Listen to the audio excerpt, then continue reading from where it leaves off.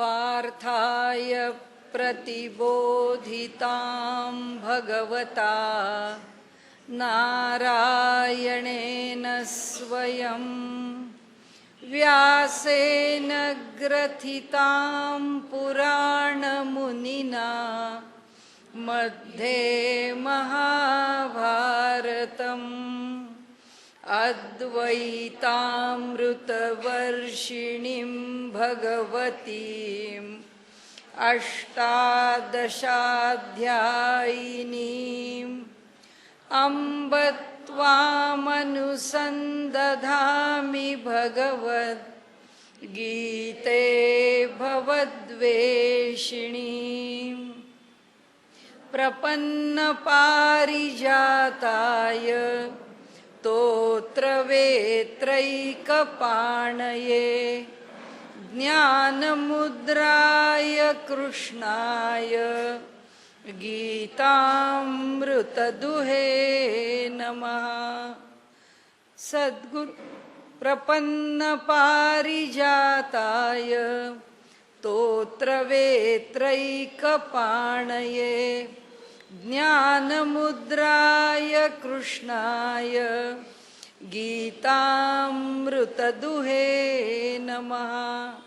सद्गुरुं सच्चिदानन्दं केवलं करुणाकरं ज्ञानयोगेश्वरं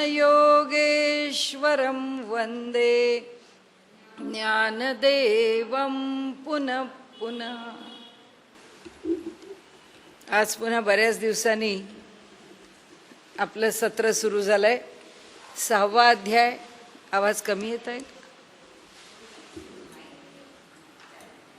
6वा अध्याय चालू आहे आपला। 6वा अध्यायामधला बटन नव्हतं वरती केलेलं।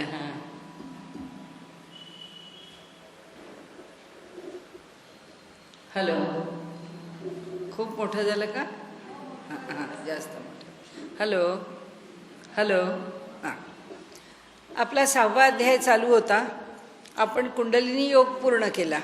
कुंडलिनी योगानंतर काही श्लोक झाले आणि आता आपण 31व्या श्लोकापाशी आलेले आहोत। आणि त्यामध्ये सर्वभूत स्थितम यो माम भजत्येकत्वमास्थिता सर्वथा वर्तमानोपि स योगी मयि वर्तते।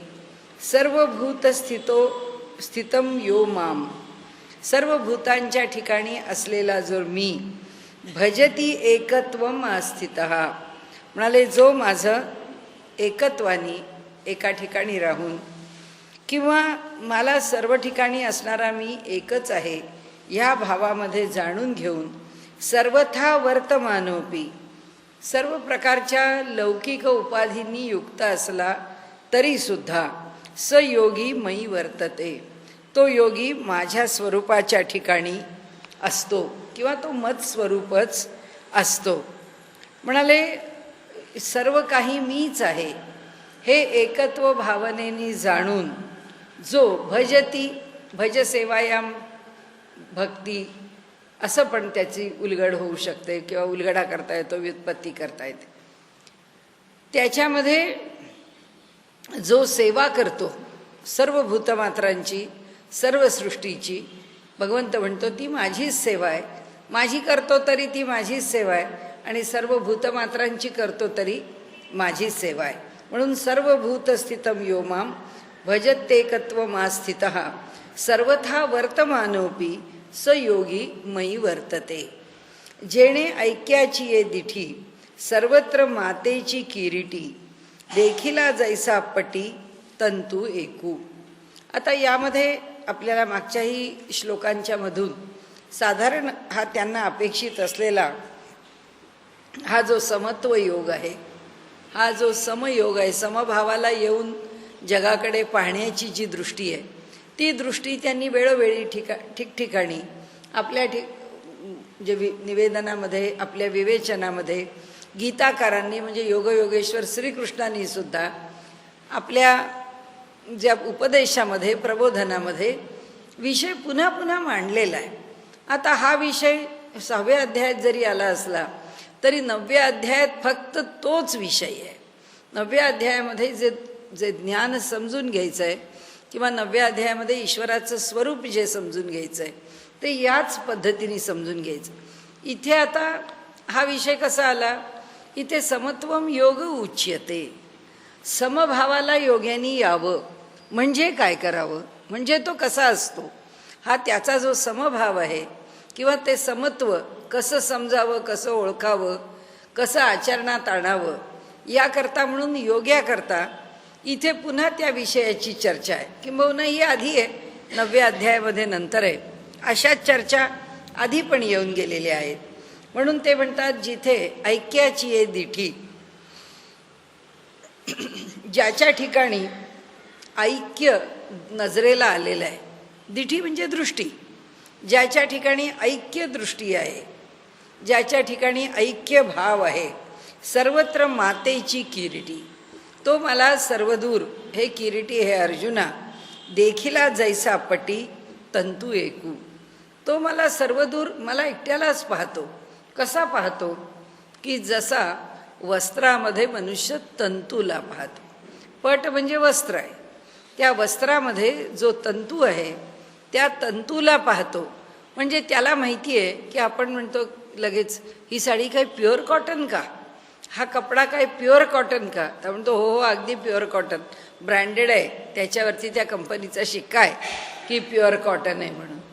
म्हणजे याचा अर्थ काय की हा कपडा प्युअर, आता कपडा तर दिसतोच आहे पण हा कपडा प्युअर कॉटन आहे का असं म्हणताना आपलं म्हणण्याचा हेतू असा आहे की ह्याच्यामध्ये एखादा धागा सिंथेटिक तर नाही न घातला, ह्याच्यामध्ये एखादा धागा रेशमी तर नाही न घातला, याच्यामध्ये एखादा धागा दुसरा काही तर नाही न वापरला, एखादा पॉलिस्टर आहे, त्याच्यामध्ये खूप प्रकार आहेत की त्या सगळ्या धाग्यांमध्ये जी भिन्न भिन्नता आहे ती भिन्न भिन्नता आपल्याला कळते.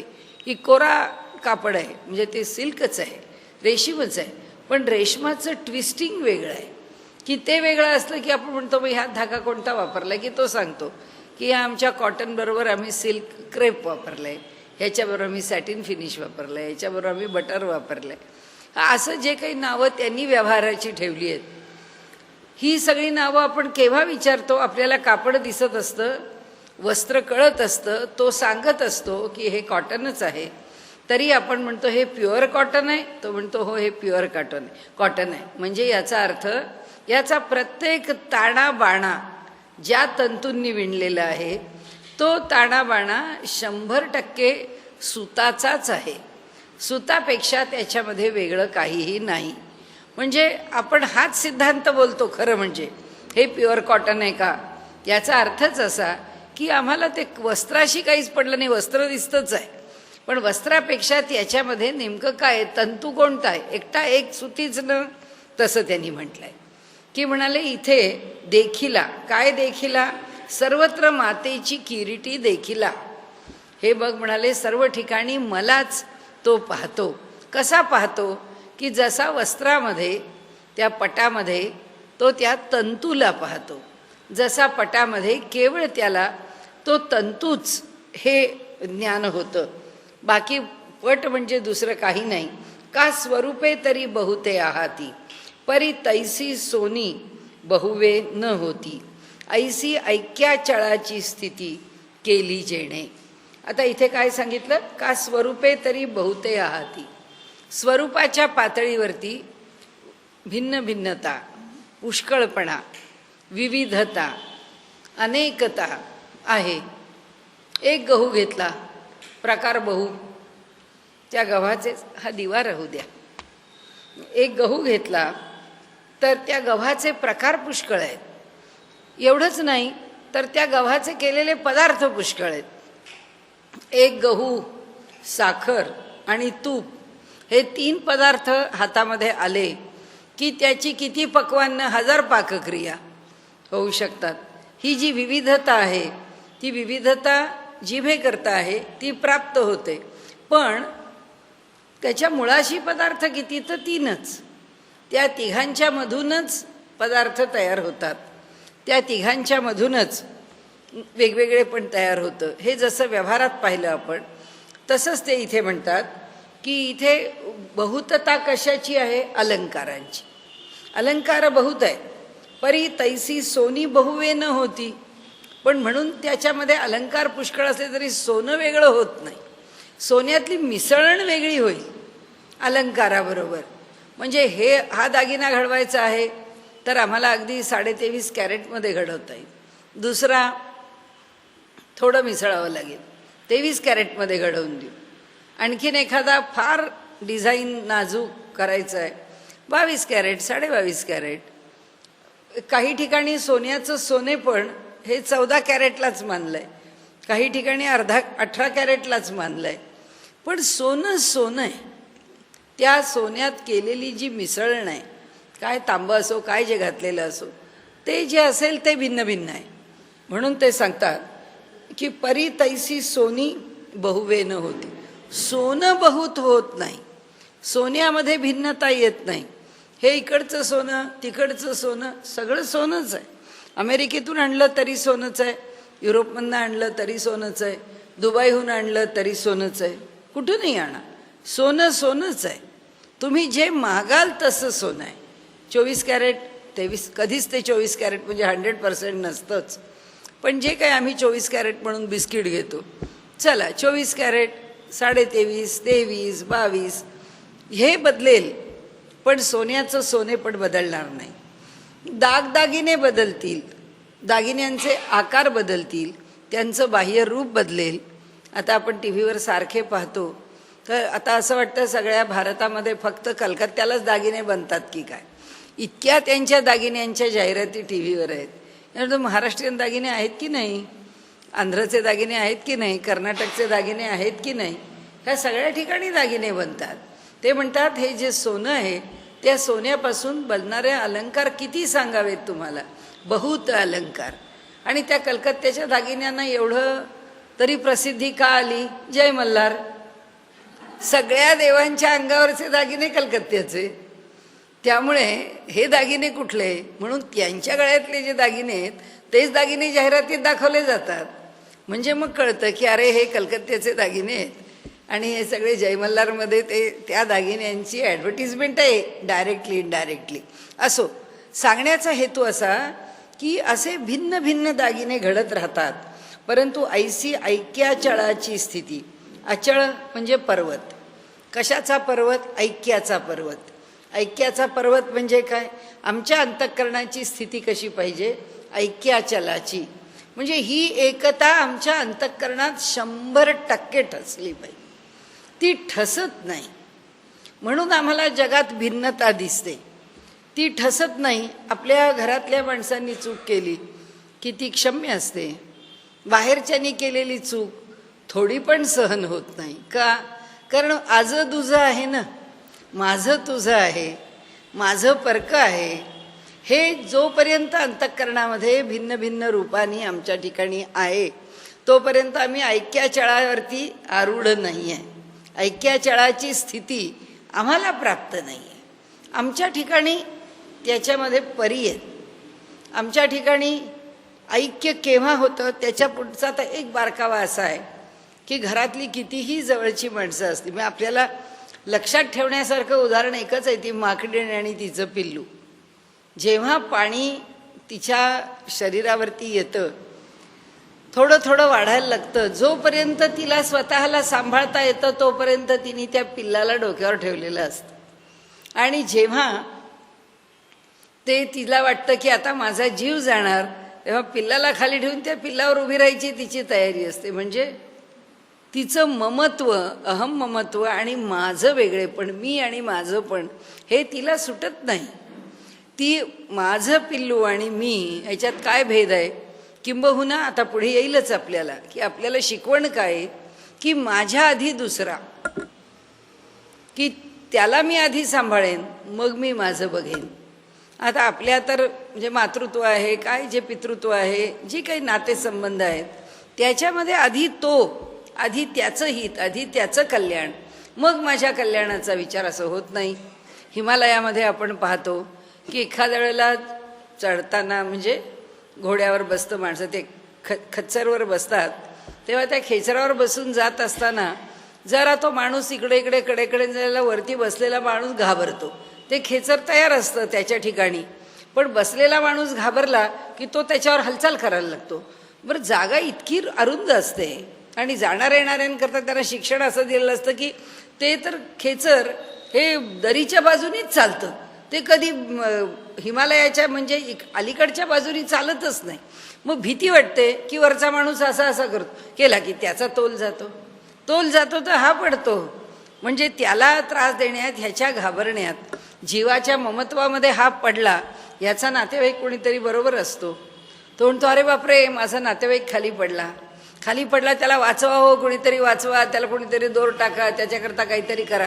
तो बिचारा एखाद्या झाडावर अडकून पडलेला असतो, त्याला धड ना वर येता येतंय ना धड त्याच्या करता कोणी खाली जाऊ शकतंय. पण सांगायचं म्हणजे ज्याला त्याच्याविषयी आत्मौपम्य दृष्टी नाही आहे, एक आत्मा सगळ्यांच्या ठिकाणी आहे, तो आता संकटात आहे, तर संकटातून त्याला बाहेर काढणं हे माझं काम आहे, तो माझ्या जवळचा आहे, तर मला ते केलं पाहिजे असं वाटणारा एक वर्ग आहे. दुसरा वर्ग काय म्हणतो, आता काय करणार, अशा ठिकाणी जाऊन पडला आहे की आता त्याला वर काढणं अवघड आहे. आता जरा दिवस सोपे आलेत, पुष्कळ गोष्टी आता सुधारल्या आहेत, त्या पण प्रवासामध्ये. आता तर आपण ऐकतोय की नितीन गडकरींनी हे जे सगळे हिमाचल प्रदेशातले रस्ते आहेत, ते रस्ते हायवे म्हणजे इतके मोठे केले आहेत की त्या रस्त्यांच्यावरती आता लढाऊ विमानंसुद्धा चालू शकतील, त्यांना रस्त्याच्या कोणत्याही भागात उतरवता येईल. पण एक काळ असा होता की हिमालयात जाणं, त्या सगळ्या यात्रा करणं हे महाकठीण होतं. खाली मनुष्य पडला, अडकला की बाकीचे लोक तर सगळे पुढे निघूनच जाणार. हा मनुष्य काही काळ पाळणार, तो बसलेला माणूस सारखा ओरडत असतो, मला वाचवा, मला वाचवा, मला वाचवा, याला लवकर सोडता येत नाही. पण पुन्हा ह्याचं भय ह्याला आहे, ह्याचं जगणं ह्याला आहे. हा म्हणतो आता काय करावं, याला सोडून जाण्याखेरीज आपल्याला काही इलाज नाही, निघून जातो. आणि तो बिचारा यथावकाश त्याचं जे व्हायचं असेल ते होतं. आजकाल पुष्कळ परिस्थिती बरी आहे, त्याच्याचबरोबर अशी उदाहरणं बघायला मिळतात. एक लहान मूल हे असंच खाली पडलं हिमालयाच्या वाटेवर, त्या दरीच्या बाजूला झाडावरती. ती आई म्हणाली, मी पुढं जाणारच नाही, काही इथे सोय होतीये का बघू, नाही सोय झाली तर मी पण उडी मारीन, मी पण खाली जाईन, मुलाला घेईन, आम्हाला वर येता आलं तर आलं, नाही आलं तर आम्ही दोघेही जाऊ यमुनेमध्ये, नाही आम्ही तर काही वरती येणार नाही. तर आपल्याला सांगण्याचा हेतू असा की ही आत्मस्वरूपाच्या ठिकाणी असणारी ही जी एकरूपता आहे, ही प्रत्येकाच्या ठिकाणी वेगळी वेगळी विकसित झालेली. आणि त्यामुळे ही एकरूपता कोण कशी स्वीकारतो, ही एकरूपता कुणाला कशी मिळाली, ही एकरूपता कुणाच्या ठिकाणी कशी टिकते, याच्यावर त्याचा भाव अवलंबून आहे. मी म्हणजे देह नाही, मी म्हणजे आत्मा आहे, ह्या एवढ्या भूमिकेवरतीच पूर्वीच्या स्त्रियांचं सती जाणं हे आमच्या देशामध्ये खूप सन्मानाचं मानलं जातं. की स्त्रिया सती जातात म्हणजे काय, की त्यांच्या ठिकाणी देहाचं ममत्व सुटलं आहे, अधिकार मोठा आहे त्यांचा, जीवनामध्ये जगतानाचा अधिकार इतका मोठा आहे की ज्याच्यामध्ये देहापेक्षा सुद्धा भावनेला अधिक महत्त्व आहे. आणि म्हणून देहभावाचा विचार न करता आत्मभावाच्या विचारावरती समर्पण आहे. म्हणून ह्या सगळ्या ज्या कॅटेगरीज आहेत, हे सगळं जे वर्गीकरण आहे, हे वर्गीकरण भावावरती अवलंबून आहे, भावाच्या उत्कटतेवरती अवलंबून आहे. आणि तो भाव कोणता आहे, सत्य. आणि सत्य काय, आत्मतत्व. मग तो माणूस माझ्या बरोबरचा आहे, माझ्या जवळचा आहे, माझ्या लांबचा आहे, माझ्या नात्याचा आहे, याच्याशी नाही, ह्याचा भावबंध या जगाशी असाच जोडलेला असतो. आणि त्यामुळे त्यांच्या ठिकाणी जो भाव प्रकट होतो तो आत्मौपम्येनं सर्वत्र, तो आत्मदृष्टीनीच, तो मी आणि त्यात काही भेद नाही, ह्या भूमिकेतूनच जगाकडे पाहतो. आणि माऊलींना इथे योग म्हणजे हा समत्व योग सांगायचा आहे, हा साम्य योग किती प्रकारांनी आपल्याला पाहता येईल की त्या साम्य योगाचं स्वरूप ते केव्हा प्राप्त होऊ शकतं? त्यांनी इथे म्हटलंय तसं ऐक्याचाळाची स्थिती, की जो ऐक्यभाव आहे ह्या सृष्टीशी तो कधीच दूर होत नाही, तो कधीही दूर होत. आपल्यावर प्रसंग येत नाही तोपर्यंत सगळं सांगायला ठीक आहे, हो काय आहे, काही वेगळं नाही, सगळं एकच आहे, तुम्ही काय आणि मी काय, त्यांनी काय फरक पडतो, असा काही फरक पडत नाही. असं व्यवहारामध्ये वरवर पुष्कळ मोठमोठ्या गोष्टी बोलायला लागतं काय, परंतु प्रत्यक्ष जेव्हा त्याच्या परीक्षेची वेळ येते तेव्हा भगवंत म्हणतात ही ऐक्याचाळाची स्थिती टिकते का? ज्याची टिकते त्यालाच फक्त तत्वज्ञान कळलंय असं म्हणा. सैनिक आहे, शेवटपर्यंत लढतो, तो आपल्या स्वतः तिथून पळून जात नाही, किंवा आता परिस्थिती फार बिकट आहे, प्रतिकूल आहे, चला बाजूला व्हा, आता ह्याच्यात पडू नका, किंवा आता जर आपण फायरिंगला पुढे गेलो तर सगळ्या गोळ्या आपल्याला झेलाव्या लागतील, वाटत नाही त्याला तसं. तो म्हणतो नाही, या देशाच्या करता माझं इमान मी या ठिकाणी समर्पित केलेलं आहे, मी माझ्याकडून माझा देह गेला तरी पडला तरी चालेल, पण मी शेवटपर्यंत झुंजता झुंजता मरेन, मी झुंजत झुंजत देह टेक.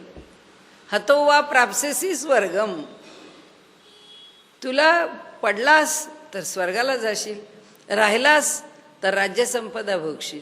जे असेल ते त्या फळाचा विचार न करता कर्म करताना निष्काम होणं, हे निष्काम होणं जे आहे, हे निष्काम होणं जेव्हा आत्मतत्वाचं स्वरूप अंतःकरणात आपोआप ठसलेलं आहे, तिथे काही तो सैनिक हा विचार करत नाही आत्मोपम्येनं सर्वत्र, तो काही त्या भावाने तिथे पाहत नाही, तो एकच भाव आहे, माझी राष्ट्रभक्ती आहे, की ज्या राष्ट्रभक्ती करता मी हे काम करतो आहे.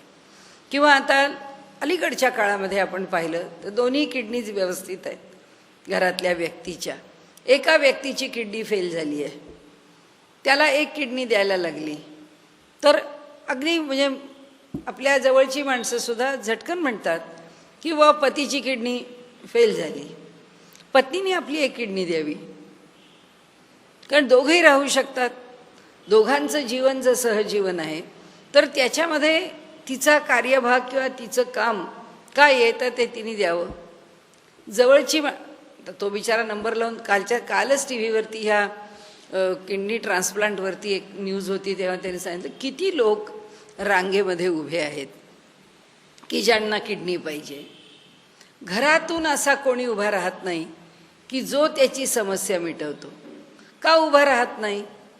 शरीराचं क्षणभंगुरत्व बोलायला कळलेलं असतं, पण शरीराचं क्षणभंगुरत्व हे प्रत्यक्ष व्यवहार करताना मनुष्य विचारात घेत नाही. तो म्हणतो बाबा आपली किडनी देऊन काय करा. मी अगदी माझ्या जवळच्या माझ्या ओळखीच्या लोकांचं मी पाहते की जेव्हा लोक सांगतात की पत्नीने पती करता द्यावी, ती बिचारी बोलत सुद्धा नाही की मी सुद्धा देऊ शकेन, मी सुद्धा देईन, ती म्हणत नाही, किंवा तो म्हणत नाही की मी सुद्धा देईन. त्याचं कारण काय की जो तो देहाच्या विषयी अहम ममत्व ठेवू नये, अहम ममत्व सुटत नाही, आणि त्यामुळे माहिती नाही असं आपल्याला त्रासाचंच घडेल, हे आपण केलं तर आपल्या शरीराचा सुद्धा शेवटच होईल असं काही नाही. दोघंही उत्तम प्रकाराने उत्तम जीवन खूप दीर्घ काळपर्यंत जगू शकतील, पण हे का नाही घडू शकत? हे घडण्याकरता सुद्धा एक आध्यात्मिक बैठक तयार व्हावी लागते. एक जीवनाविषयीचं देहाविषयीचं ममत्व जे आहे त्याच्यापासून थोडंसं मनुष्याला निसंग व्हावं लागतं. ती निसंगता आल्याशिवाय त्यागाला मनुष्य उभा राहू शकत नाही. आता आपल्याकडे आपल्या देशामध्ये म्हटलं जातं की जेव्हा आम्ही परकीयांच्या राजवटीमध्ये राहत होतो तेव्हा आमच्याकडच्या लोकांमध्ये एक भाव होता की हा देश स्वतंत्र झाला पाहिजे, माझ्या घराची धूळधाण झाली तरी चालेल, आमचं संबंध कुळाचा उच्छेद झाला तरी चालेल, परंतु देशाला स्वातंत्र्य मिळण्याकरता आम्ही प्रयत्नांची पराकाष्ठा करू, आम्ही शर्थीने प्रयत्न करू. ही धारणा ही लोकांच्यामध्ये होती. आज सगळं सुखाने मिळत आहे. आज सगळं सुखाने मिळत असलं तरीसुद्धा मनुष्याला देशामध्ये साधे नियम पाळून राहता येत नाही. का नाही राहता येत? त्यांनी सांगितलं, आपल्याकडे ब्रिटिशांनी जाताना जे त्यांची वक्तव्य आहेत त्यामध्ये त्यांनी म्हटलं आहे की या समाजाला इतका स्वार्थांध करून आम्ही सोडलेला आहे की तो आपल्या पलीकडे जग पाहूच शकत नाही, तो आपल्या पलीकडे काहीही पाहण्याच्या मनस्थितीत नाही. आता बघा ना तुम्ही, परवा तो मुंबईच्या लोकलमधनं एक माणूस खाली पडला आणि त्याचा मृत्यू झाला. लगेच लोकांनी त्या सबंध दिवसभरामध्ये बातम्या काय की अहो प्रभू कधी आमच्या हाकेला ओ देणार. अरे आता तो सुरेश प्रभू त्या रेल्वेचा जरी मंत्री असला तरी आता मुंबईमध्ये एका लोकलमधनं मनुष्य पडला की सुरेश प्रभूंनी यावं का धावत? का त्यांनी तुमची लोकल सांभाळावी? कसं शक्य आहे? जर समाजाला आपल्या आपल्या नियमात राहायचंच नाही आहे, मनुष्याला जर आपल्या पद्धतीने, तुम्हाला रेल्वेनी प्रवास करायचा आहे, लोकलनी प्रवास करायचा आहे, लोकलमध्ये कुठे उभं राहावं, कसं उभं राहावं? आता आज नाही, आमच्या लहानपणापासून आम्ही मुंबईच्या लोकलमध्ये पाहत आलो. काहीही कारण नसताना आज जागा असली तरीसुद्धा दाराला लटकून उभं राहायची सवय असणारी माणसं आतमध्ये उभी राहत नाही. त्याला तुम्ही काय करणार? ते मध्ये आलेले खांब तुम्ही का नाही काढले? तुम्ही का नाही कंप्लेंट्स केल्या? तुम्ही का नाही त्याच्याकरता आत्तापर्यंत आंदोलनं केली? इतक्या वर्षामध्ये इतक्या हत्या मुंबईमध्ये लोकलमध्ये होतात, तर आत्तापर्यंत त्याच्याकरता तुम्ही काही करायचं नाही, आम्ही काही करणार नाही. काय आहे ते सरकारने आम्हाला द्यावं. ही जी सगळी भूमिका आहे, ही काय भूमिका आहे? अत्यंत स्वार्थी भूमिका आहे. मनुष्याची आत्मकेंद्रित भूमिका आहे, मनुष्याची विकृत भूमिका आहे, मनुष्याची विचार करण्याची दिशा सोडून भरकटलेल्या बुद्धीची भूमिका आहे. त्यांनी सांगितलं अशा बुद्धीमध्ये ह्या तत्त्वज्ञानाचा उदय होणंच शक्य नाही. आणि आम्हाला आमच्या समाजाला आमच्या कर्तव्यापासून, आमच्या शिक्षणापासून, आमच्या कामापासून, आता बघा तुम्ही सर्वदूर आमच्याकडे एक मराठी माणूस काम करताना धड दिसला तर अवघड आहे. आम्ही संस्कारच करून घेतला.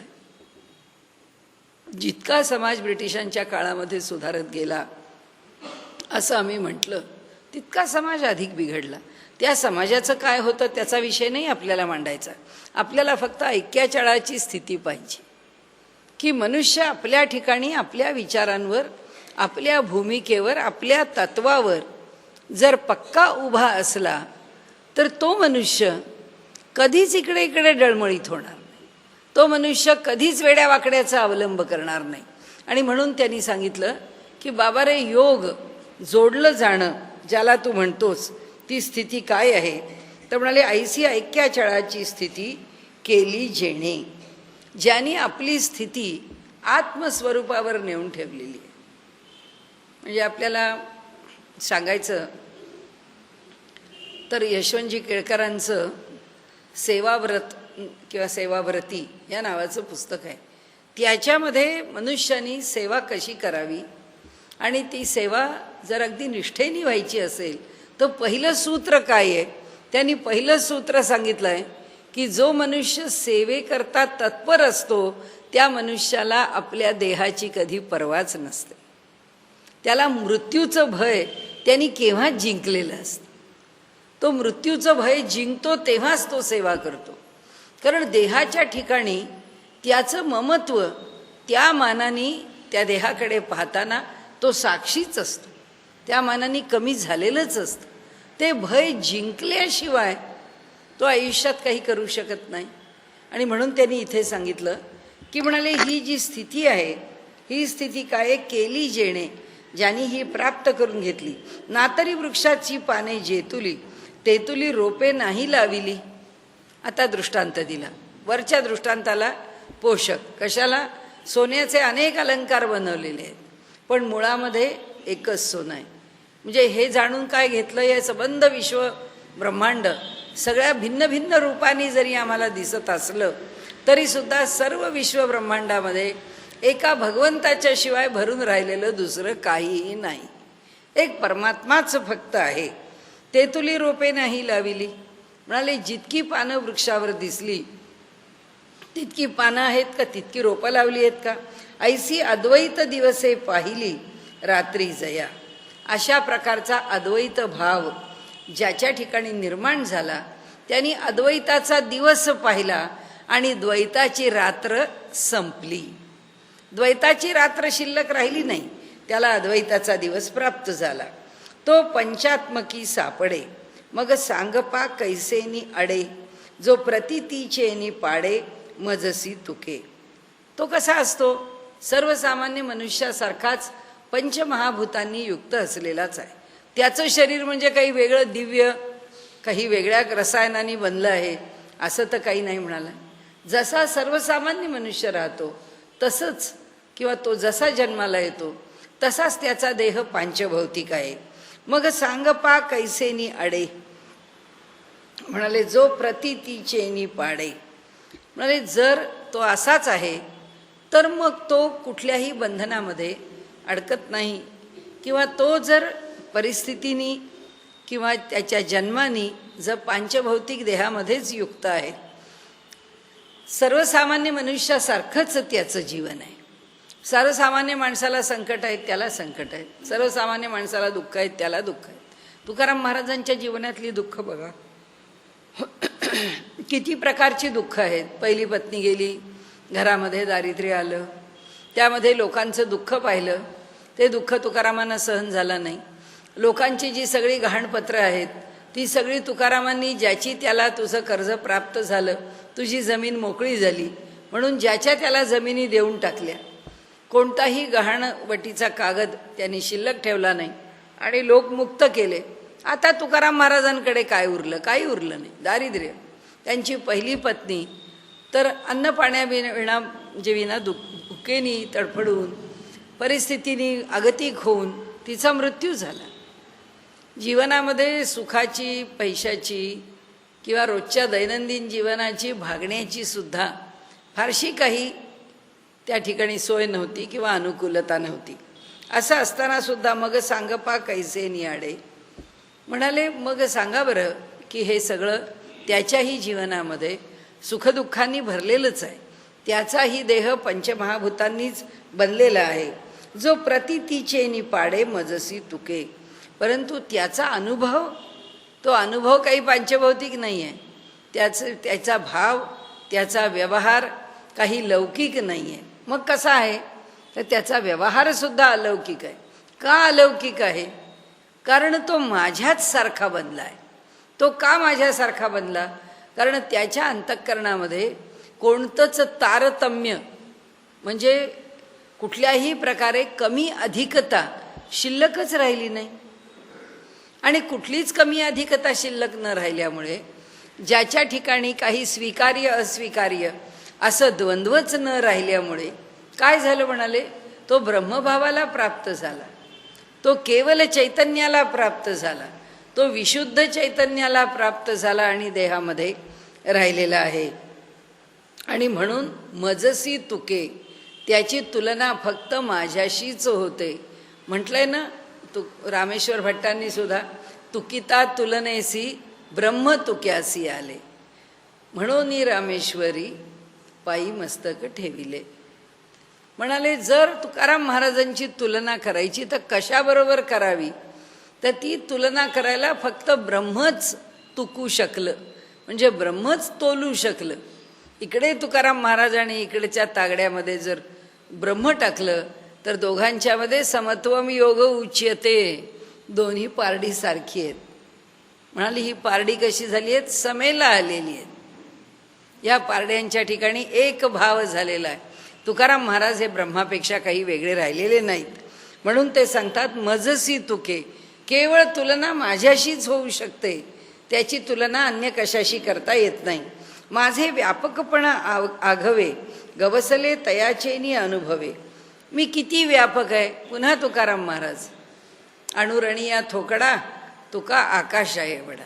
केवढा व्यापक आहे, सर्वदूर भरून आहे. व्याप किंवा त्याचा विस्तार केवढा आहे, अमर्याद आहे. आणि सबंध विश्वब्रह्मांडाला व्यापून राहण्याचं सामर्थ्य त्याच्या चैतन्याच्या ठिकाणी आहे.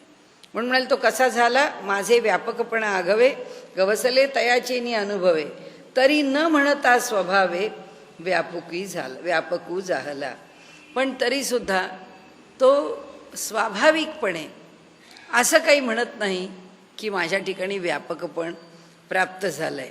आता शरीरी तरी आहे, परी शरीराचा तो नोहे. म्हणाले कसं आहे, तर तो शरीरामध्येच आहे, पण शरीरात असला तरी तो म्हणजे शरीर नव्हे. त्याचं स्वरूप हे शरीर नाही, तो सहज व्यापक आहे, तो सहज सूक्ष्म आहे. अणुरणीया महतो महिया. त्याच्या ठिकाणी व्यापकता कशी आहे, स्वभावे व्यापक झाला. तो स्वाभाविकपणे व्यापक झालेला आहे, तो सहज व्यापक झालेला आहे.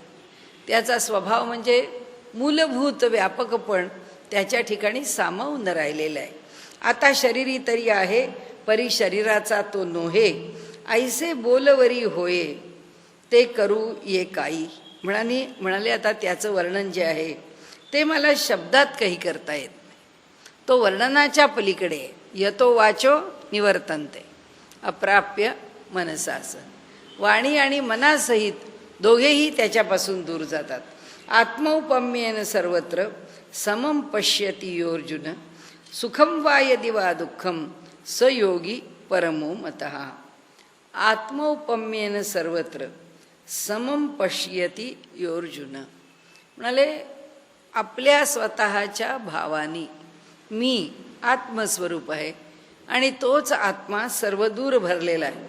सर्वत्र समं पश्यति हे विधान, हे तत्व त्याला पूर्णपणे उलगडलं आहे, म्हणून तो सगळीकडे त्याच भावानी पाहतोय. सुखम वा यदि वा दुःखम, काही असू दे, गोष्ट सुखाची असू दे, गोष्ट दुःखाची असू दे, परंतु दोन्ही ठिकाणी त्याचा भाव सम आहे. स योगी परमो मतः. तो योगी श्रेष्ठ अशा स्थितीला जाऊन पोचतो. कोण की जो सुखात आणि दुःखात ती आत्मौपम्य दृष्टी जी आहे, सर्वत्र समम पश्यती, हा जो भाव आहे हा भाव तो सोडत नाही.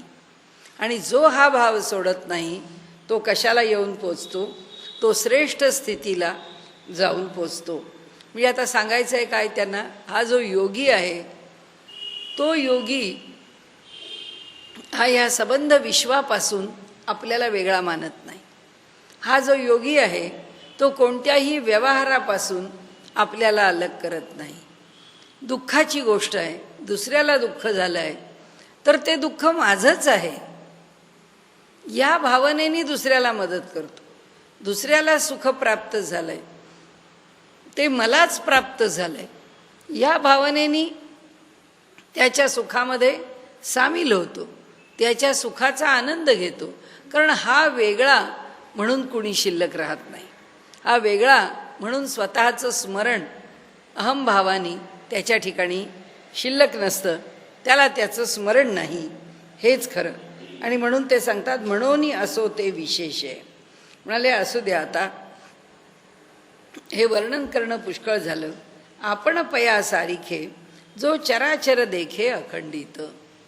जो या संबंध चर आणि अचर सृष्टीला, हे जड आहे म्हणून या जडाचं काय, तुम्ही बघा आपल्या लहानपणापासून आपण सहज मोठे झालो, आपल्याला त्याचं काही वाटत नाही. म्हणजे आपण काही वेगळं शिकलो आहे किंवा आपण काही त्याचा वेगळा विचार करतो.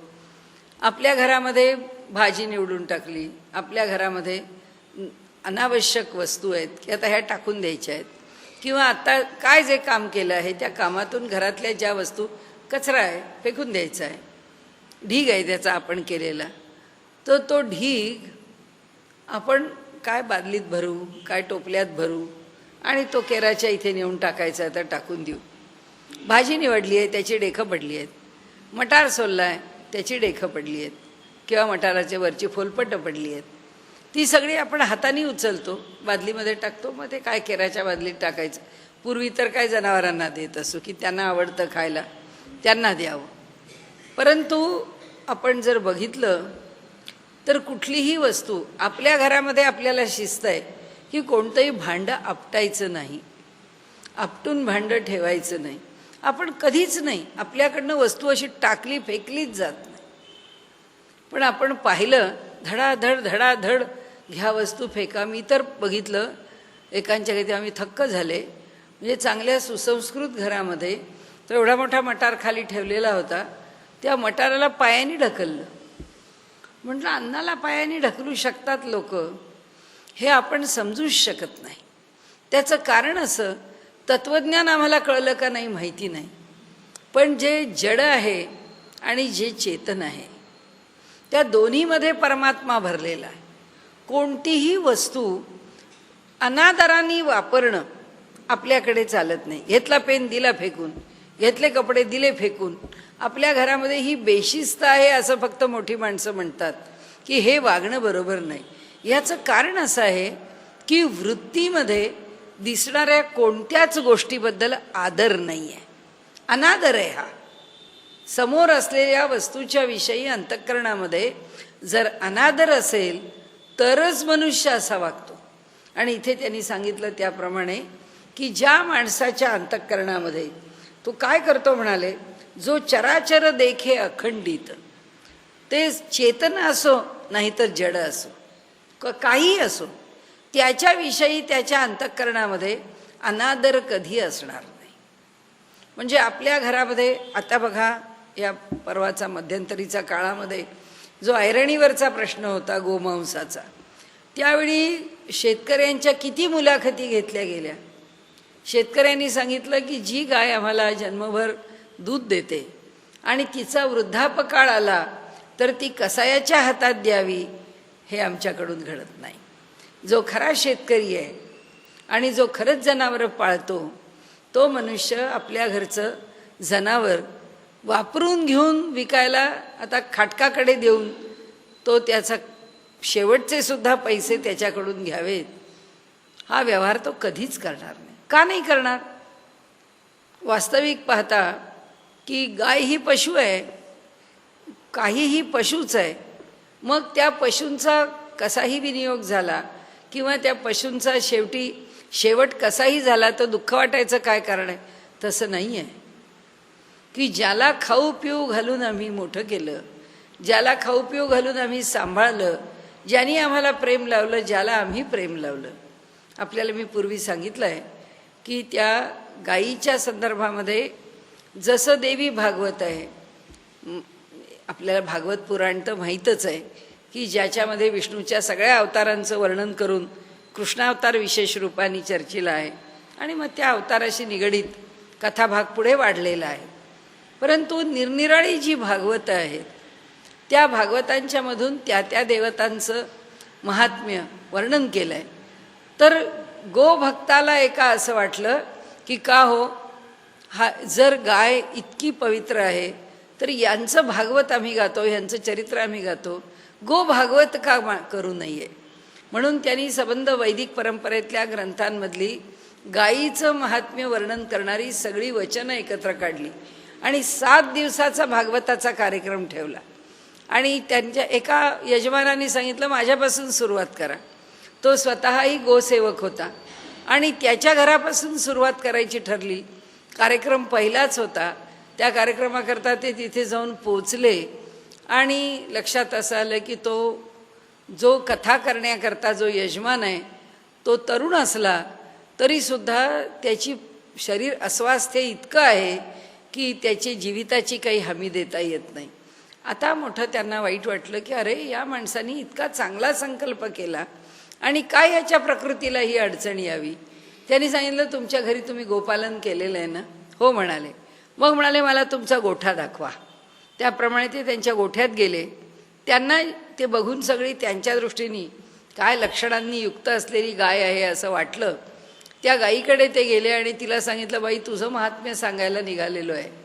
हा मनुष्य असा आसन्न मरण झालेला आहे, लोक काय म्हणतील की या माणसानी हा असा कार्यक्रम योजला आणि एवढ्या कार्यक्रमामध्ये आता घडणारी घटना जर काही अशुभ घडली तर काय करणार. तर म्हणाले तुझ्यावर आता सगळी जबाबदारी आहे, तू आता सांभाळ.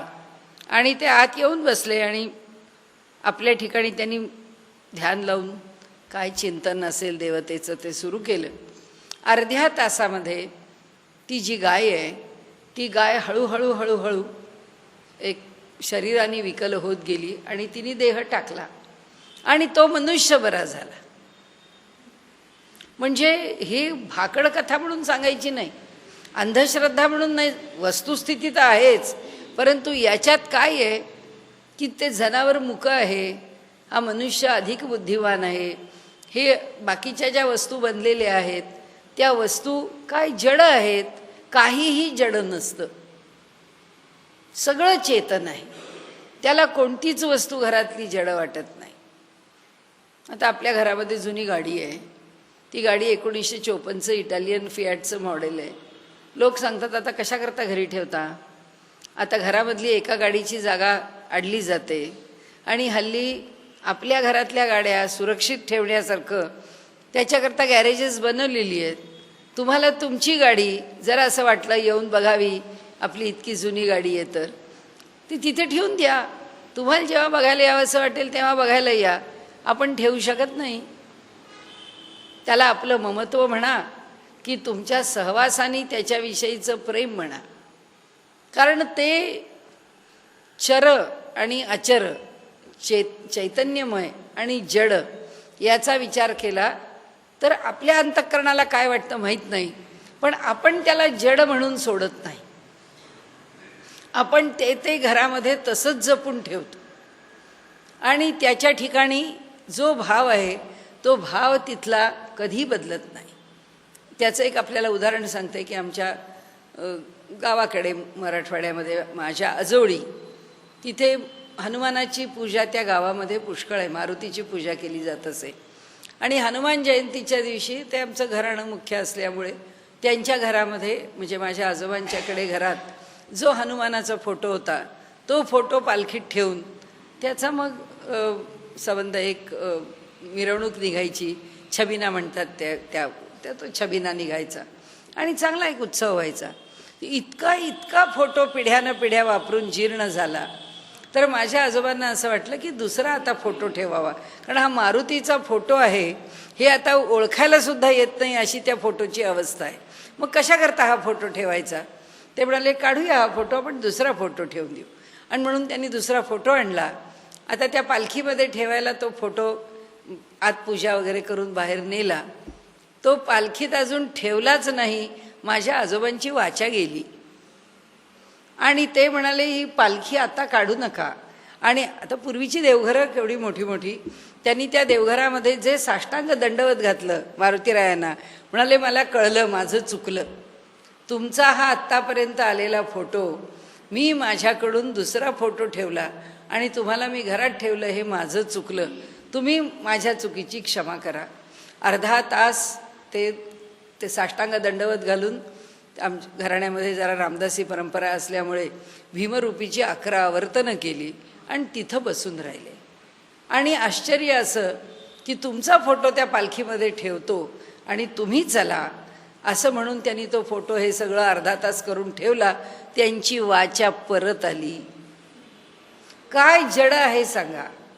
काही जड नाही, कोणतीही प्रतिमा जड नाही, कोणतंही या जगामधलं वस्तूचं स्वरूप जड नाही. म्हणून ते सांगतात हा आत्मज्ञानी पुरुष आहे, तो या चराचरातल्या प्रत्येक वस्तू करता म्हणजे साधं म्हणजे मला कधी लक्षात पण नाही आलं. परंतु आपल्या घरामध्ये आपण पुष्कळ आपल्या पब्लिकेशनची पुस्तकं ठेवलेली होती आणि काय जे झालं असेल ते खूप पाऊस पडला, त्याला ओल आली किंवा ते गॅरेजमध्ये त्याचं केलेलं असल्यामुळे त्या गॅरेजला एक भिंतीला गारवा आला, त्यांनी आत वाळवी तयार झाली. आता काय करावं, ते पुस्तकं गंगेत सोडावीत, कारण ती पुस्तकं ठेवणार कशी, वाळवी तयार झालेली, ती वाळवी लागलेली. म्हटलं ही वाळवीच जर नष्ट व्हायची असतील तर ही पुस्तकं आपण जाळूया. म्हणून त्या सगळ्या पुस्तकांचं एकत्र हे केलं, त्याची होळी पेटवली आणि ती पुस्तकं जाळली. मग मी माझे सद्गुरू अनंतराव आठवले त्यांना मी म्हटलं की बा हे असं असं झालं, ही पुस्तकं फार खराब झाली, त्यामुळे ह्या 50-50 पुस्तकांचं काय करावं, आसपासची सगळी पुस्तकं घेऊन जा. म्हणजे पुस्तकं जाळली, अरे असं कसं केलं. म्हटलं मग काय करायला हवं होतं. त्यावेळेला मी तुला सांगितलं असतं काय करायला हवं होतं, पण तू जाळलीस कशी. ते ग्रंथ आहेत, ते ज्ञान आहे आणि ते तुम्ही जाळलं कसं. त्याचं विधिवत विसर्जन केलं असतं आपण आणि विसर्जन करून ती पुस्तकं आपण त्याला जलसमाधी दिली असती. ती पुस्तकं आपण पण म्हणाले ही घाई कशा कर. म्हटलं हे आमच्या डोक्यात यायला पाहिजे ना, की पुस्तकांच्या ठिकाणी सुद्धा जो भाव आहे आमचा, एरवी तेच पुस्तक आम्ही पारायणाला घेतो, तेव्हा पारायण झाल्यावर त्यालाच हळदी कुंकू फूल वाहून त्याचीच एक आरती करतो. तेच पुस्तकं प्रसंग पडला की आम्ही जाळायला निघतो. ही जी भावना आहे, ही जी सूक्ष्म संवेदनशीलता आहे, ती म्हणजेच ही दृष्टी आहे. आत्मौपम्येन सर्वत्र, त्यांनी इथे जे म्हटलं आहे, समम पश्यती अर्जुन, जो बघतो हे अशा पद्धतीने, सुखम वा यदि वा दुःखम, आणि त्यामुळे त्याच्या बाबतीमध्ये सुखाचा क्षण असो की दुःखाचा क्षण असो, म्हणाले काय होतं, स योगी परमो मतः, तो दोन्हीही प्रसंगामध्ये तो केवळ मलाच पाहतो. तो दोन्ही प्रसंगामध्ये याला दुःख झालं आहे, दुःखात कोण आहे, माझा शत्रू नाही. दुःखात कोण आहे, माझा ज्याच्याविषयी स्पर्धेचा भाव आहे तो नाही. दुःखात कोण आहे, कुणी माझ्या समोरचा माणूस आहे, नाही. मग कोण आहे, परमात्माच आहे. जो दुःखात आहे ते सुद्धा आत्मस्वरूपच आहे. जर मला दुःख झालं असतं तर मला काय वाटलं असतं, तेच त्याला दुःख झालं तर मला वाटणार आहे. आणि म्हणून तुकाराम महाराजांना जेव्हा म्हटलं की तुम्ही या बहिणाबाईंच्या त्या गायीच्या करता इतकी तळमळ केलीत, तुम्ही एवढं मोठं तत्त्वज्ञान सांगता, मग म्हणाले ती जी गाय आहे, ती जी बहिणाबाईच्या बरोबर बसते, ती गाय जी कीर्तनाला येते, कथेला येते, तिच्याबरोबर काही ना काही उपासना करते, त्या गाईला तुम्ही, ती गाय हे सगळं करू शकते असं कसं म्हणू शकता, असं कसं मानू शकता. आणि त्यांनी ती गाय त्या सालोमालो या सर्व लोकांनी तिथून ती उचलली, एका आपल्या तळघरात नेली, त्या गाईला जाळण्याचा प्रयत्न केला आणि त्याच्याही आधी त्या गाईला मारण्याचा प्रयत्न केला. जितकं त्या गाईला मारावं तितके वळ तुकाराम महाराजांच्या पाठीवर उठले. हे जे आहे ना आत्मौपम्येन सर्वत्र, की तो जीव माझ्यापेक्षा वेगळा नाहीच आहे. त्याच्या कल्याणाचा विचार जेव्हा मी करतो आहे तेव्हा त्याच्या माझ्यामध्ये अंतर संभवत नाही. आणि मग त्या गाईला एकदा जाळायला निघालं त्यावेळीसुद्धा तिला त्याच्यातून वाचवण्याचं काम तुकाराम महाराजांनीच केलं. की ती हंबरडा फोडला, ती हमरत राहिली. तुकाराम महाराज कुठे, ती गाय कुठे, पण तुकाराम महाराजांच्या कानावरती तिचं आर्त गेलं आणि तुकाराम महाराजांनी तिला वाचवलं. आणि त्यामुळे त्यांनी इथे सांगितलं आहे, माऊली सांगते की जो चराचर देखे अखंडित, या सबंध सृष्टीमध्ये त्याला काहीही अचेतन आहे असं दिसतच नाही, काहीच अचेतन दिसत नाही. म्हणून सुखदुःखादी वर्मे का शुभाशुभे कर्मे, दोन्ही ऐसी मनोधर्मे नेण्याची जो. आणि म्हणून सुखदुःखादी वर्मे, हे सुखाचं आहे आणि हे दुःखाचं आहे, हा भेद त्याला कळत नाही. लोक म्हणतात ना, तुकाराम महाराजांच्यासारखे लोक म्हणतात ना, जे विठ्ठलपंत आणि रखमाबाई यांच्यासारखे असे अनाश्रमी होऊन का राहतात, तुकाराम महाराजांच्यासारखे प्रपंच करतात पण प्रपंचाची जबाबदारी सोडून का राहतात. ते म्हणतात प्रपंचाची जबाबदारी घेतली आहे आणि सोडली आहे, या दोन्ही भावना त्यांना स्पर्शतच नाहीत. दोन्ही भावना स्पर्शत नाहीत. त्यामुळे ते मुलांना सुख देतात असंही म्हणत नाहीत, ते मुलांना दुःख देतात असंही म्हणत नाहीत, त्यांचं पालन मी करतो असंही म्हणत नाही. परमेश्वरच पालन करतो, परमेश्वरच राखतो. त्यामुळे सुख आणि दुःख या दोन्हीही गोष्टी त्यांना स्पर्शतच नाही.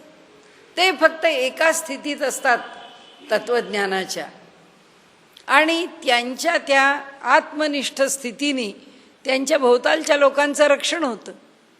त्यांना कळतं का न कळतं आपल्याला माहीत नाही, परंतु त्यांचं रक्षण मात्र केलं जातं. शिवाजी महाराजांनी एवढा मोठा नजराणा पाठवला, त्यांच्या पत्नीला त्याचं अप्रूप झालं. आपल्या अंगावर ते घालावेत, दागिने घालावेत, वस्त्र नेसावीत, पोरांना घालावं, ते सगळं जे काही पाठवलं आहे त्याचा उपभोग घ्यावा. ज्या काही अतिउत्साहाने त्यांना वाटलं तुकाराम महाराजांनी सांगितलं हे विष आहे आपल्याला, हे टाकून द्या, हे तुम्ही घेऊ नका. तुम्ही ज्या निसंगाच्या सहवासामध्ये राहत आहात त्याच्यामुळे तुमच्या जीवनाला जे स्थैर्य आहे, जे सौख्य आहे, किंवा तुमच्या जीवनामध्ये जे सहजपण आहे, तुम्हाला कल्पना नाही ते कोणाच्या पुण्याईवरती आहे. ती पुण्याईच वेगळी आहे. तुम्ही जर असं कशामध्ये तरी गुंतायला लागला तर तुमचं कसं व्हायचं? तुकाराम महाराजांनी ह्याला हात लावू नका, याच्यामध्ये अकल्याण आहे. सांगण्याचा हेतू काय आहे की ते कोणाला सुखही देत नाहीत, ते कोणाला दुःखही देत नाहीत. ते केवळ आत्म्याच्या पातळीवरचा जो आनंद आहे तो आनंदच सर्वांच्या ठिकाणी लुटतात. तो आनंदच ते सर्वांना देतात की ज्या आनंदामध्ये जगताचं कल्याण आहे, जगताचं कल्याण करण्याचं सामर्थ्य त्यामध्ये आहे. ते सांगतात हे सम विषम भाव आणि काही विचित्र जे सर्व ते मानी जैसे अवयव आपुले होती. म्हणाले ह्या सम गोष्टी सुखाच्या असो दुःखाच्या असो, योग्य असो अयोग्य असो, शुभ असो अशुभ असो, धर्मी असो अधर्मी असो, काहीही असेल, जे काही हातून करावं लागेल किंवा जे काही हातून घडेल ते घडेल, कारण घडवणारे ते नाहीत. म्हणून हे समविषम भाव आणि काही विचित्र जे सर्व, आणि काही विचित्र म्हणजे वेगळं वेगळं, विविध, सर्व म्हणजे गोष्टी, जीवनामध्ये घडण्याला आणखीन कितीतरी गोष्टी, ते मानी जैसे अवयव आपुले होती. त्या सगळ्या गोष्टी कशा समजतात ते, हे माझ्या देहाचे अवयव आहेत. आता माझ्या देहाचे अवयव कधी कंटाळा करतात देहाच्या अवयवांचा. डाव्या हाताला डास चावला, उजव्या हाताने तो डास उडवतो आपण, नाही तर तो खाजवतो किंवा त्या ठिकाणी हात फिरवतो, बरं वाटतं आपल्याला. मग उजवा हात असं म्हणत नाही काय म्हणजे डाव्या हाताला जायचं, डाव्या हाताने पाहून घ्यावं, मला काय करायचं नाही, माझा हात आहे आणि माझा हा हात सुखात राहिला पाहिजे, माझ्या या हाताला बरं वाटलं पाहिजे, आत्ता बेचैनी आली आहे. तर म्हणाले हा या जगातली प्रत्येक वस्तू, प्रत्येक व्यक्तिमत्व, आज जो आहे असहिष्णुताचा जो गदारोळ आमच्या देशामध्ये उठला आहे ना, त्याच्यावरती जे एकच वक्तव्य आहे ना की हा देश कधीच असहिष्णू नव्हता, हा आजही असहिष्णू नाही आणि उद्याही असहिष्णू असणार नाही. ह्या धर्माच्या संपूर्ण इतिहासामध्ये समोरचा माणूस आमच्या धर्माचा करायचा आहे म्हणून ना त्याच्यावर बळजबरी केली आहे, ना त्याच्यावरती हत्या आदी किंवा त्याला छळाबळादी प्रयोग केले, यातलं काही घडलेलं नाही. का नाही घडलं याचं कारणच हे आहे की सगळं काही आत्मस्वरूप आहे, सगळं काही माझंच आहे. नाही तर भगवंतांनी म्हटलं असतं का की आपल्या आपल्या धर्मात राहा, स्वधर्मे निधनम श्रेय परधर्मो भयावहा. कुणीही असो, तो कुठल्याही धर्माचा असो, त्यांनी आपल्या आपल्या धर्मातनं आपल्या उद्धाराचा विचार करावा, त्यांनी आपल्या आपल्या धर्मात राहून आपलं कल्याण साधावं, त्यांनी धर्म बदलून आमच्या धर्मात यावं असं आम्ही आजवर कधी म्हटलं नाही, असं आम्ही आजही म्हणत नाही, असं आम्ही उद्याही म्हणणार नाही. कारण ही भूमिकाच इथे असत नाही, कारण तत्त्वज्ञानच तसं नाही. आणि म्हणून ते म्हणतात जे मानी जैसे अवयव आपुले होती, हे एक एक काय सांगावे, जया त्रैलोक्याची आघवे, मी ऐसे स्वभावे बोधा आले. हे काय सांगू म्हणाले बारीक सारीक, सुख काय दुःख काय, चर काय अचर काय, या संबंध त्रिलोकामध्ये त्याला वेगळं असं काही जाणवत नाही, त्याला आपल्यापासून काही वेगळं आहे याची जाणीवसुद्धा होत नाही. आणि म्हणून ते सांगतात की हे एक एक काय सांगावे, जया त्रैलोक्याची आघवे, मी ऐसे स्वभावे बोधा आले. हे सगळं काही मीच आहे याचाच प्रत्यय येतो, याचंच ज्ञान होतं. तयाही देह एकू की राथी, लौकिकी सुखदुःखी तया ते म्हणती, परी आम्हा ते ऐसीची प्रचिती परब्रह्मची हा. म्हणाले हा असा श्रेष्ठ पुरुष आहे, या जगामध्ये वावरत असतो, तयाही देह एकू. म्हणाले इथे तो जो वावरतो त्याच्या ठिकाणी काय आहे की राहती. खरोखर त्याला सुद्धा सगळ्यांच्यासारखा एकच देह आहे. त्याच देहाने तो जन्माला आलेला आहे. लौकिकी सुखदुःखी तया ते म्हणती.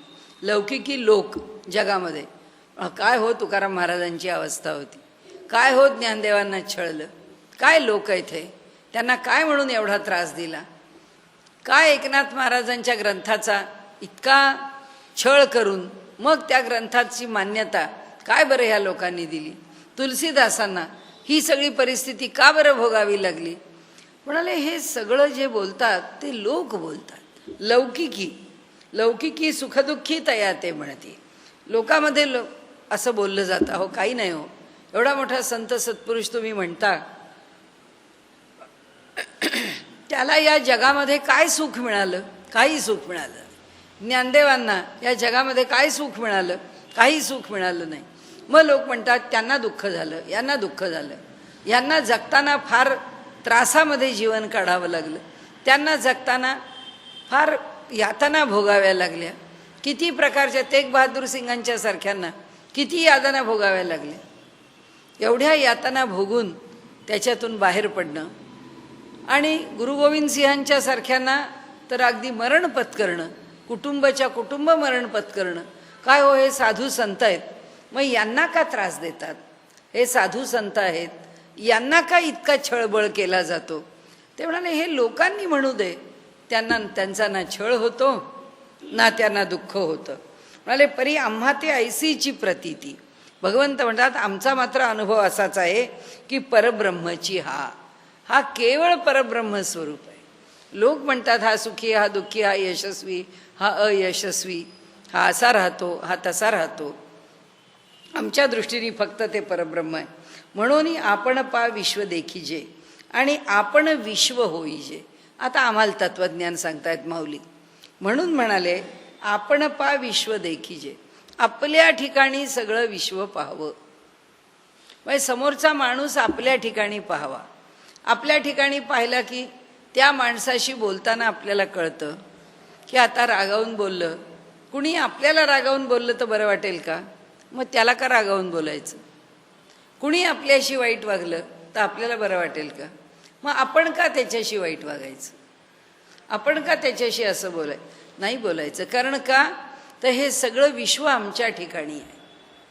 हे सगळं विश्व आमच्या ठिकाणी आहे, आम्ही विश्वाच्या ठिकाणी. ही भावना, सगळं विश्व माझ्या ठिकाणी आहे, ही भावना ज्याच्या मनामध्ये खरंच रुजली आहे. नाही तर आजकाल कसं कोणी घरी पाहुणा येणार आहे, आपण त्याला सांगतो तू जेवणच ये ना बाहेरून, म्हणजे मग आल्यानंतर जेवण खाण ही भानगडच नको.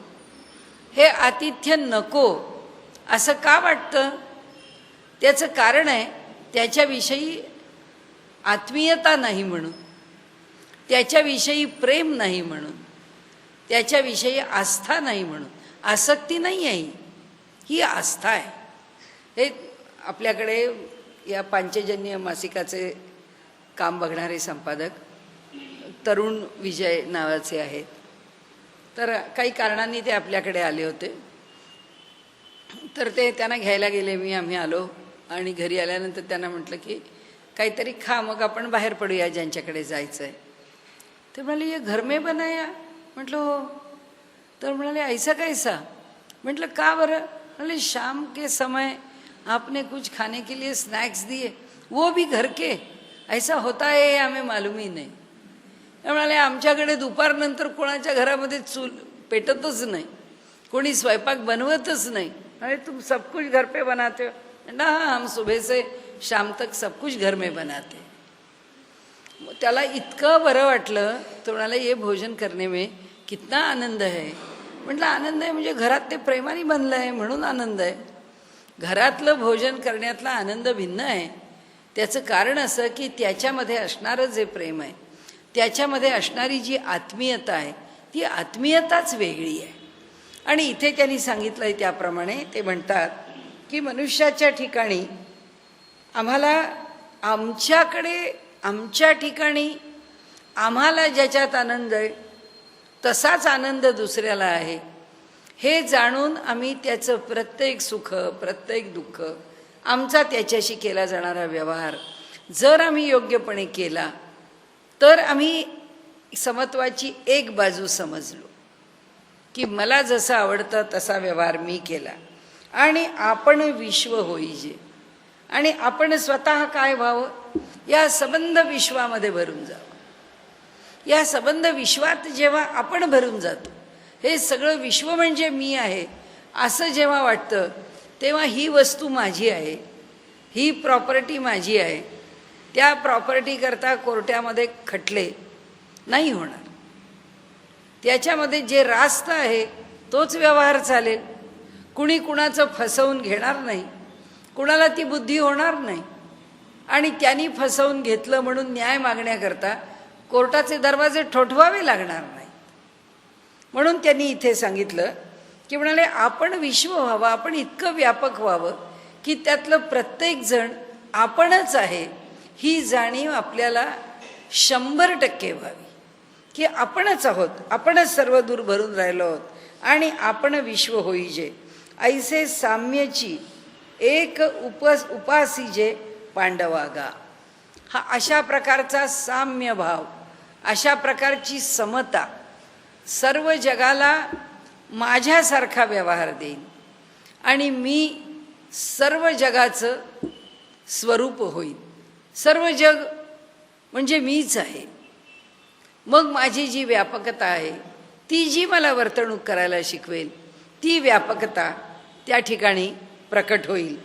आणि म्हणून ते म्हणतात हे तू ते बहुती प्रसंगी, हे तू ते बहुती प्रसंगी आम्ही म्हणो याची लागी जे साम्या परवती जगी प्राप्ती नाही। ते म्हणाले हे तू ते बहुती प्रसंगी, हे तुला आम्ही खूप वेळा सांगितलं, थोड्या वेळा नाही सांगितलं, हे तुला आम्ही आत्तापर्यंत बऱ्याच वेळा सांगत आलो आहे, आताही पुन्हा तेच सांगतो आहे। आम्ही म्हणो याची लागी म्हणाले जसं आत्ता सांगतो आहे असं मी अनेक प्रसंगामध्ये तुला सांगत आलो, हे असंच मी तुला सांगत राहणार। माझ्या दृष्टीने हेच सत्य आहे जे साम्या परवते जगी प्राप्ती नाही। हा जो साम्य भाव आहे ह्याच्यापेक्षा जगामध्ये दुसरा काही लाभ नाही। आम्हाला जितकं मोकळं होता येईल, आम्हाला जितकं व्यापक होता येईल, आम्हाला जितकं निर्मत्सर होता येईल, आम्हाला जितकं द्वेषरहित होता येईल, आम्हाला जितकं निस्वार्थी होता येईल, काय फार नाही होऊ शकत मनुष्य, सगळा स्वार्थ काही व्यवहारामध्ये सुटतो असं नाही आहे, पण त्यातल्या त्यात ज्याला जे साधतं, त्यातल्या त्यात ज्याला जे करता येतं ते त्यांनी करावं, त्या गुणांचा अवलंब करावा। आणि म्हणून त्यांनी सांगितलं प्राप्ती नाही, याच्यापेक्षा पलीकडे दुसरा लाभ नाही।